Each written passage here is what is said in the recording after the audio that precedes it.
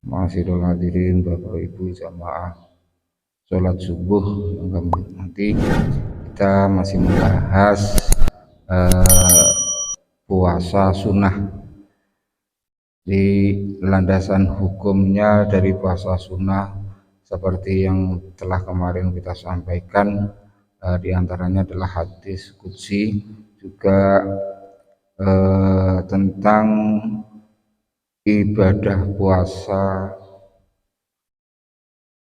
yang lainnya. Diantaranya adalah termasuk sunnah muakkadah adalah puasa di bulan Dzulhijjah di hari Arafah. Dan pembahasan pagi ini yaitu di halaman 160 yang atas. Bismillahirrahmanirrahim. Dan demikian lagi sunnah muakkadah, dan demikian lagi sunnah muakkadah puasa pada hari yang ke-8, dan demikian lagi sunnah muakkadah puasa pada hari yang ke-8 daripadanya, itu hari tarwiyah di bulan Dzulhijjah. Jadi kalau hari ke-9 atau hari Arafah itu disunahkan ibadah puasa di hari Arafah kecuali orang yang melaksanakan ibadah haji. Jadi orang yang di luar melaksanakan ibadah haji disunahkan untuk mengerjakan puasa hari Arafah atau hari ke-9 di bulan Dzulhijjah atau bulan haji, yaitu hari tarwiyah. Di tanggal ke-8 bulan Dzulhijjah atau bulan haji dinamakan hari tarwiyah karena disunahkannya seperti itu tadi, mengambil ikhtiyat bagi hari Arafah, mengambil ikhtiyat bagi hari Arafah. Tetapi puasa pada hari yang ke-8,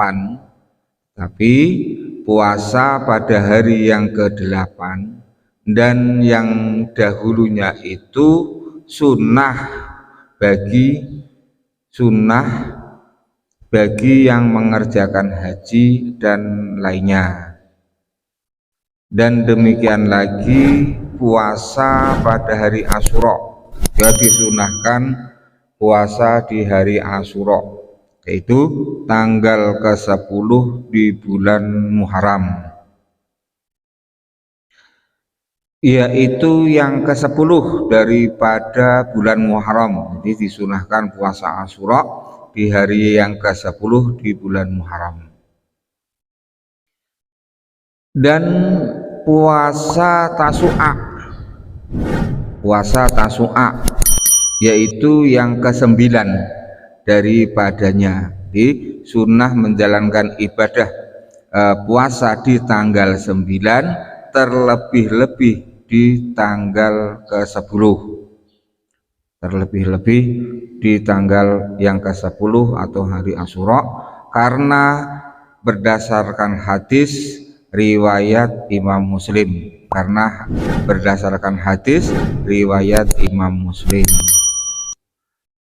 yaitu siyamu asyura'a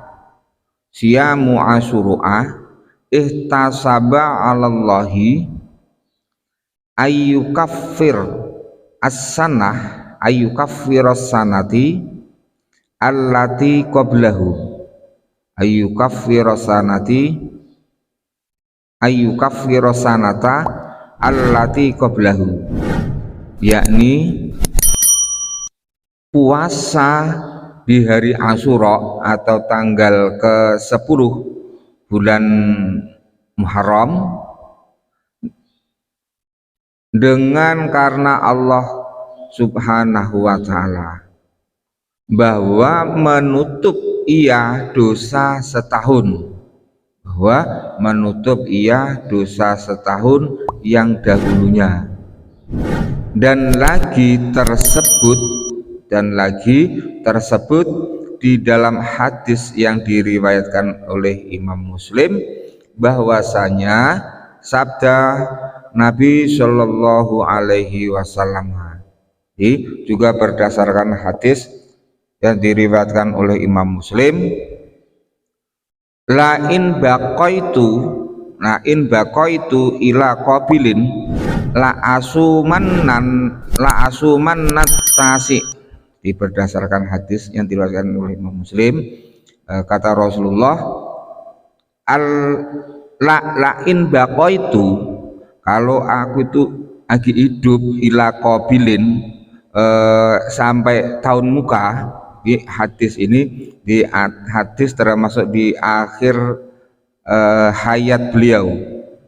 Lain baqaitu, kalau aku lagi hidup ila qabilin, sampai ke tahun muka, la asumanna, maka aku pasti akan puasa at-tasi, di hari Tasu'a atau hari ke-9 bulan Asyura. Lalu ditambahkan oleh Imam Muslim, redaksinya famata qablahu, dan Rasulullah itu meninggal qablahu, belum sampai di hari ke-9 bulan Asyura. Di hadis ini termasuk hadis di akhir hayat beliau. Istilahnya itu, kalau aku itu usia sampai tahun muka, Muharram tahun muka, maka aku akan puasa di tanggal ke-9. Dalam bahasan ungkapan di sini, bahwa sunnah itu dibagi menjadi 3 diantaranya, kan ada sunnah qauli, adalah perkataan dari beliau Rasulullah Shallallahu Alaihi Wasallam, dan ada sunnah fi'li, dan yang dikerjakan oleh Rasulullah Shallallahu Alaihi Wasallam, dan ada sunnah takriri, atau Rasulullah walaupun tidak mengerjakan itu sunnah, tapi Rasulullah menyetujui. Nah, dalam hadis di sini Rasulullah napan kala puasa di tanggal 9 bulan Muharram, tetapi Rasulullah menyatakan bahwa kalau lagi hidup di tahun muka, aku pasti akan puasa di tanggal 9 bulan Muharram tersebut. Jadi, walaupun Rasulullah itu napan kala puasa di tanggal 9, tetapi hadis ini menjadi sumber hukum untuk melaksanakan ibadah sunnah, puasa sunnah di bulan Muharram. Yakni jika hidup aku pada tahun yang lagi,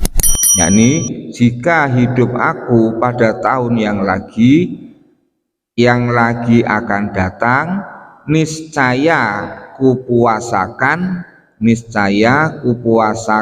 hari yang ke-9.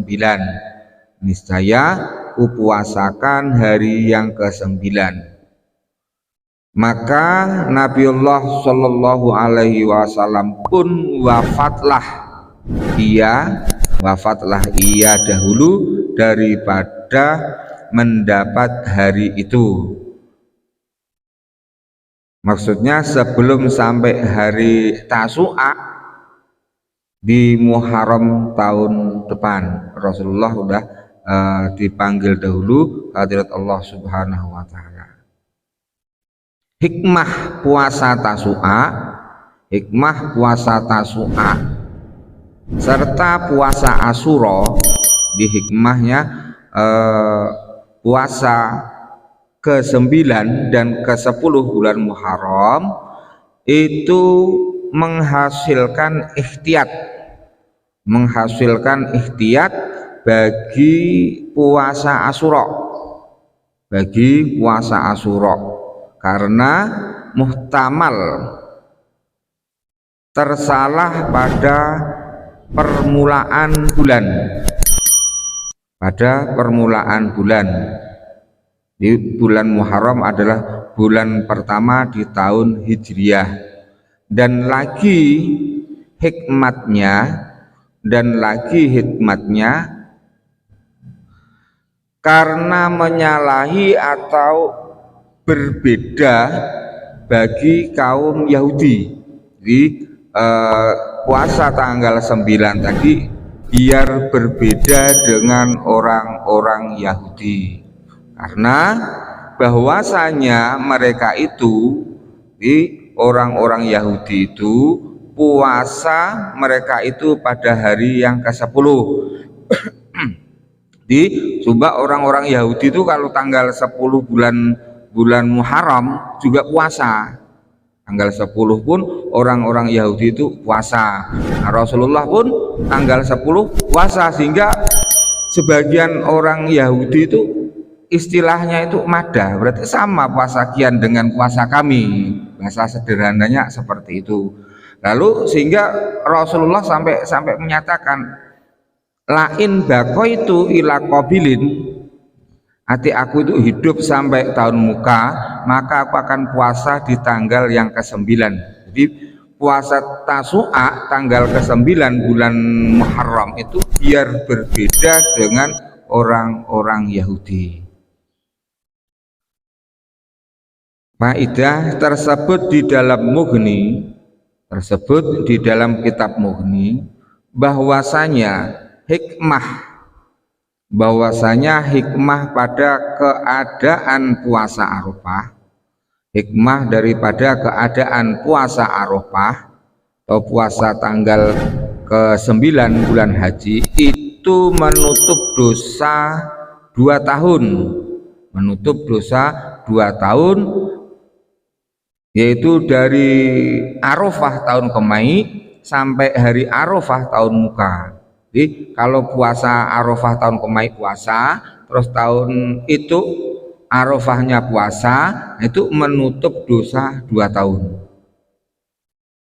Di tahun kemai Arafahnya itu puasa, terus tahun itu hari Arafah puasa, itu sama dengan menutup dosa 2 tahun. Dan puasa Asyura itu, sedangkan puasa Asyura itu menutup dosa setahun. Puasa Asyura di bulan Muharram di hari ke-10 itu menutup dosa setahun, karena hari Arafah itu hari Nabi Allah Muhammad Sallallahu Alaihi Wasallam. Jadi hari Arafah itu harinya Nabi Muhammad Sallallahu Alaihi Wasallam. Jadi puasa Arafah menutup dosa 2 tahun. Jadi harinya Nabi Muhammad, sehingga pahalanya itu sangat besar. Yakni puasa Arafah itu tertentu atau khusus dengan umat Muhammad Sallallahu Alaihi Wasallam. Jadi puasa di hari Arafah itu khusus bagi umat Muslim di seluruh dunia, khusus bagi umat Rasulullah di seluruh dunia. Makanya pahalanya itu besar, menutup dosa 2 tahun. Dan hari Asyura atau hari ke-10 di bulan Muharram itu hari Nabiullah Musa alaihi salam. Sedangkan hari Asyura itu harinya Nabi Musa, maka orang-orang Yahudi melaksanakan ibadah puasa di hari Asyura. Maka dipuasakan akan dia oleh kaumnya Nabi Musa, yaitu Yahudi. Sehingga orang-orang Yahudi pun puasa di hari Asyura. Umat Rasulullah juga disunahkan untuk puasa di hari Arafah. Jadi perbandingan umat antara umat Rasulullah dengan umat Nabi Musa, umat Yahudi itu masih lebih unggul umat Rasulullah Shallallahu Alaihi Wasallam. Dan Nabi kita Muhammad Shallallahu Alaihi Wasallam dan Nabi kita terlebih daripada, Nabi kita itu lebih daripada segala nabi. Nabi itu penghulu segala nabi. Jadi tentunya lebih unggul, lebih istimewa dibandingkan nabi-nabi yang lain. Atas mereka itu rahmat Allah. Jadi nabi kita itu lebih dibandingkan nabi-nabi yang lain dengan mendapatkan rahmat Allah Subhanahu wa taala. Dan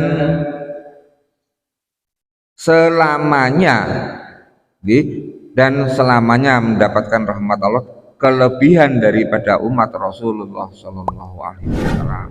Maka puasa pada harinya itu menutup dosa 2 tahun, sehingga puasa di hari Arafah itu menutup dosa kesalahan hablum minallah itu selama 2 tahun. Jadi dari hari Arafah tahun kemarin puasa, terus Arafah tahun itu puasa, itu menutup kesalahan dosa dari tahun kemarin sampai tahun muka. Jadi sampai tahun muka 2 tahun. Nah kalau hari Asyura itu menutup dosa kesalahan setahun. Dan demikian lagi sunnah puasa pada hari yang ke-11 dan sunnah puasa pada hari yang ke-11 daripada bulan Muharram.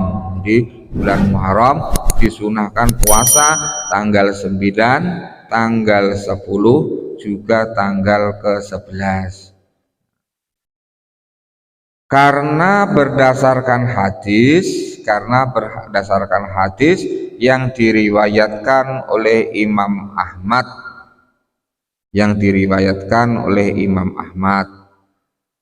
pada yang demikian itu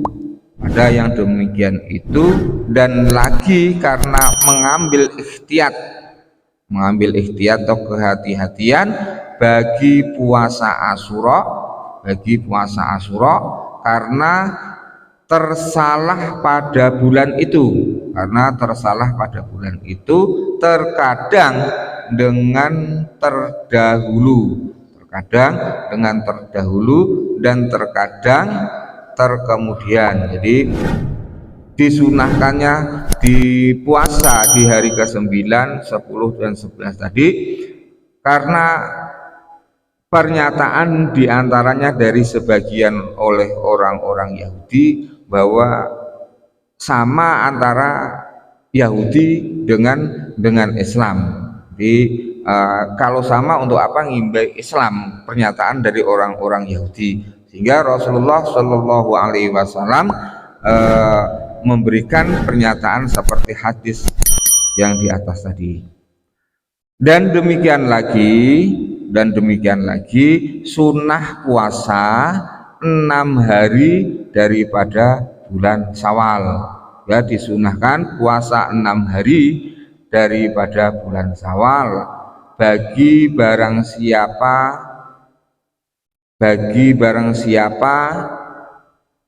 mempuasakan Ramadan. Jadi bagi orang yang mempuasakan Ramadan karena berdasarkan sabda Nabi Shallallahu Alaihi Wasallam. Di puasa bulan Syawal karena berdasarkan hadis Rasulullah Shallallahu Alaihi Wasallam.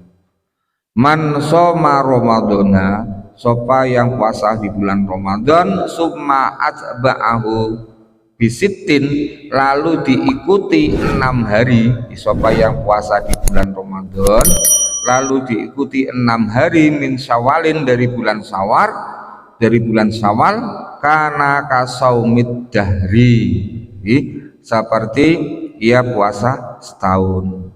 Dihitung dihitung puasa setahun. Walaupun Ramadannya tadi itu 29 hari, dihitung 1 bulan 300 hari. Nah, 6 hari di bulan Syawal dihitung 60 hari. Jadi dalam 1 tahun itu 360 hari. Puasa Ramadan 1 bulan ditambah 6 hari sama dengan menjalankan ibadah puasa setahun. Yakni barang siapa puasa pada bulan Ramadan, kemudian maka darinya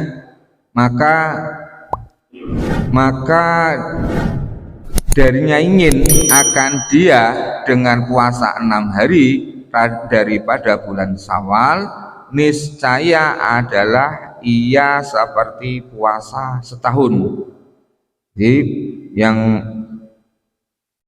hadis tersebut diriwayatkan oleh Imam Muslim. Jadi menjalankan puasa setelah bulan Ramadan disambung 6 hari di bulan Syawal. Jadi setelah hari raya, jadi waktu hari raya itu kan haram orang berpuasa. Nah, setelah hari raya itu disunahkan menjalankan ibadah puasa. 6 hari di bulan Syawal, jadi banyak perbedaan daripada ulama. Perbedaannya itu di waktu, terutama di waktu. Di waktu boleh sendiri. Tidak harus tanggal 2 langsung puasa, tapi boleh selama lagi di dalam bulan Syawal. Nah, umpama orang ketika di bulan Ramadan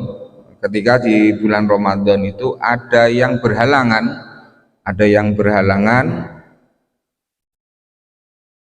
karena mungkin perjalanan atau karena yang lain.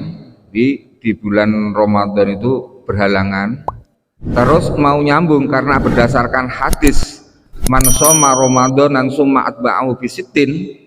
Jadi disegerakan Ramadan dulu, setelah di bulan Syawal masuk Idul Fitri, disegerakan qadha Ramadan dulu, baru ditambah 6 hari di bulan Syawal. Mungkin yang ketika di bulan Ramadan itu berhalangan, bisa jadi kayak haid ataupun ketika Ramadan itu sakit tidak telah puasa.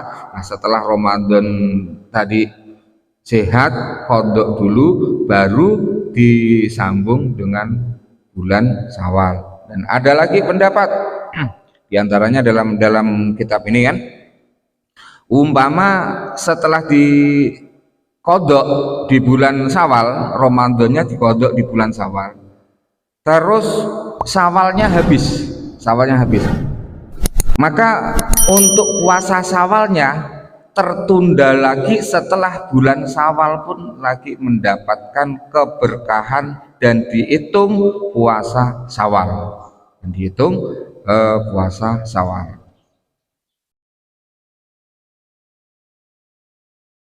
karena bahwasanya satu amal kebajikan itu digandakan dengan 10 seumpamanya. Jadi satu kebaikan itu digandakan dengan 10. Di bulan Ramadan itu digandakan 10 sama dengan 300 hari, dan 6 hari Syawal digandakan 10 sama dengan 60. Jadi 360 hari sama dengan 1 tahun, dan puasa Ramadan disambung dengan Syawal sama dengan puasa setahun. Maka jadilah puasanya sebulan Ramadan itu seperti puasa 10 bulan, dan puasa 6 hari daripada bulan Syawal itu seperti puasa 2 bulan. Jadi 300 hari sama dengan 10 bulan, dan 6 hari di bulan Syawal sama dengan 60 hari atau 2 bulan di yang lainnya. Dan perhimpunannya Nah, hitungannya perhimpunannya seperti puasa setahun. Jadi ya, kalau digabung puasa Ramadan dengan puasa Syawal sama dengan puasa setahun. Maka diketahui daripada yang demikian itu bahwa tiada diperoleh seperti puasa setahun, melainkan bagi orang yang mempuasakan Ramadan. Jadi kita nyarok seperti itu karena menjalankan puasa Ramadan genap 30 hari. Jadi bagi puasa yang genap 30 hari. Adapun orang yang tiada puasa ia pada bulan Ramadan, jadi seperti yang disampaikan tadi, adapun orang yang tiada puasa ia pada bulan Ramadan, jadi ketika bulan Ramadan tidak puasa karena adanya halangan, maka tiadalah hasil baginya fadilah yang tersebut. Jadi kalau puasa Ramadannya tidak puasa, nak hasil, tidak mendapatkan seperti puasa setahun, kecuali yang Ramadan tadi ketika lagi berhalangan hendak puasa, setelah selesai bulan Syawal disegerakan untuk qadha. Dan sunnah baginya puasa 6 hari daripada bulan Syawal. Dan jika tiada puasa ia pada bulan Ramadan, bapak di bulan Ramadan tiada puasa sekalipun, tetapi jika luput akan dia Ramadan dengan tiada udzur, janganlah dipuasakan sunnah Syawal. Jadi umpama di bulan Ramadan tadi tidak puasa, tidak karena udzur, lalu ngambil puasa sunnah dulu, nah itu tidak mendapatkan kesunahan. Jadi diqadha dulu, baru selanjutnya melaksanakan ibadah puasa sunnah hingga dibayarnya qadha Ramadan. Jadi diqadha dulu bulan Ramadan, lalu setelah bulan Ramadan, qadha bulan Ramadan, lalu melaksanakan ibadah puasa di bulan Syawal, walaupun dikerjakan di luar bulan Syawal. Jadi umpama bulan Ramadan tidak puasa sama sekali, setelah Ramadan bulan Syawal, agar mendapatkan seperti hitungan setahun puasa tadi, maka di bulan Syawal tadi untuk diqadha dulu puasa Ramadan, lalu ditambah 6 hari, berarti hitungannya pun lagi sama. Karena wajib atasnya menyegerakan qadha, pada ketika itu. Wajib menyegerakan qadha pada ketika itu, dan jika dikerjakannya juga qadha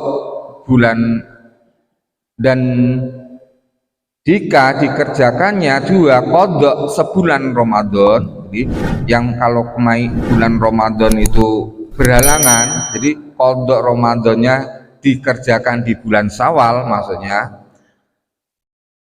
di dalam bulan Syawal sunnah baginya mengqadha 6 hari puasa Syawal. Jadi puasa Syawalnya pun dihitung diqadha di dalam bulan Dzulqa'dah. Jadi sehingga bulan jatah puasa Syawal itu dikerjakan atau diqadha di bulan Dzulqa'dah. Jadi sama. Jadi bagi yang berhalangan di bulan Ramadan. Tetapi kalau yang halangannya itu tidak banyak, tidak sebulan, mungkin halangannya itu 5 hari ataupun 3 hari karena sakit atau karena perjalanan, 6 hari atau karena dia lagi haid. Nah, setelah bulan Syawal, setelah Idul Fitri di tanggal yang kedua, disegerakan qadha puasa Ramadan dan dilanjutkan dengan sunnah puasa di bulan Syawal. Soal, jika seorang puasa qadha atau nadar,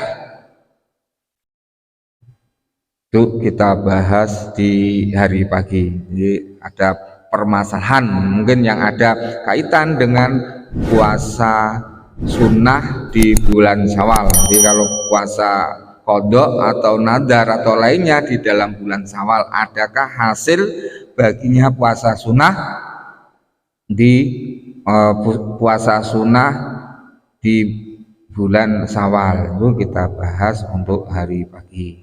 Kurang lebihnya cukup sekian, wallahu a'lam bishawab. Maulaya sholli wa salim daiman abada ala habibika khairil khalqi kullihim wal habibul ladzi turja syafa'atuhu likulli haulin minal ahwali muqtahami. Ya Rabbi bil Mustafa balligh maqasidana waghfir lana ma madha ya wasi'al karami ya arhamar rahimin ya arhamar rahimin ya arhamar rahimin farrij 'alal muslimin. Taqabbalallahu minna wa minkum taqabbal ya karim. Wassalamualaikum warahmatullahi wabarakatuh.